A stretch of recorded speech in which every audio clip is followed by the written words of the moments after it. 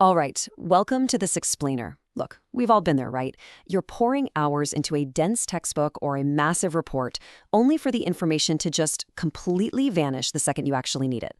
Well, today we're unpacking a short but uncompromising piece of source material that explains exactly why this happens and, more importantly, how to fix it. Because honestly, it challenges the very foundation of what we consider studying. So I want you to take a second and really think about your own habits for a moment.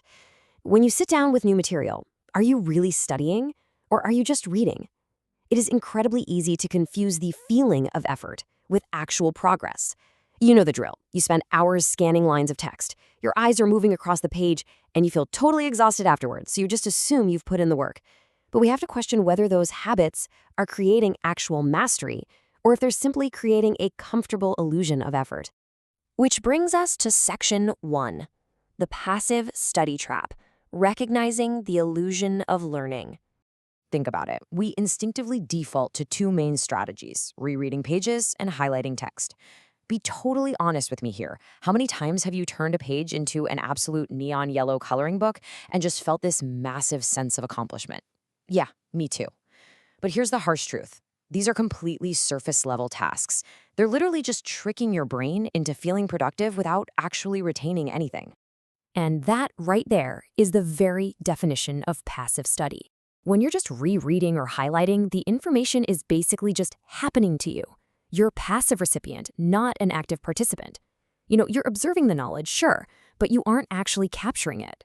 So let's jump into section 2, defining active mastery, the pivot to real interaction.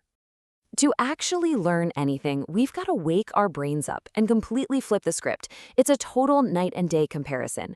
We have to cross that bridge from comfortable passive reading over to active mastery. And what does that actually mean? Well, it means real, tangible interaction with the material. Moving right along to section 3, strategies for real interaction. We're moving beyond the highlighter.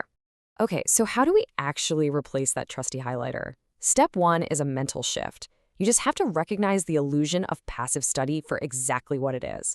Then, step 2 is all about implementation. You've got to manipulate and question the text. Seriously, try closing the book and summarizing the chapter out loud. Or write down questions the text didn't even answer. Or try teaching the core concept to an imaginary 5-year-old. You literally have to force your brain to do the heavy lifting. Which leads us to section 4. Transforming your habits, going from illusion to reality. Because look, understanding this whole active mastery beyond passive reading concept is one thing, right? But actually applying it to your daily routine, that is where you completely transform your efficiency. True mastery means committing to never again settle for that lazy, unengaged scanning. Active study versus passive reading, that's the definitive line in the sand. Once you cross it, you stop wasting hours on a mere illusion and you start spending highly focused minutes on reality. So, I'm going to leave you with this. Look down at your own desk right now. Seriously, look at your current study materials, your notes, whatever reports you're working on, and ask yourself a really hard question. Are you truly interacting with them, or are you just reading? Because at the end of the day, the difference between those two things isn't just about getting a better grade or a shiny performance review. It is literally the difference between true mastery and an empty illusion.